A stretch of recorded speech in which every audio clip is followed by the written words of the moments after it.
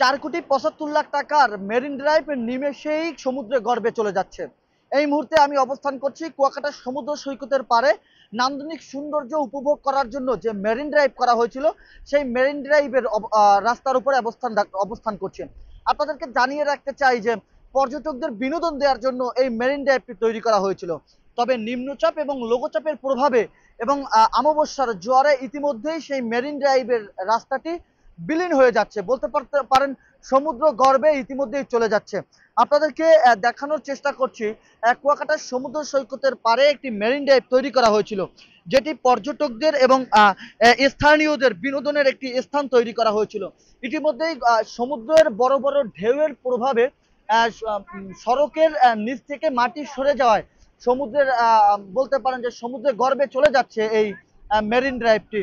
এবং এর পাশেই কিন্তু রয়েছে নান্দনিক সৌন্দর্যের একটি স্থান।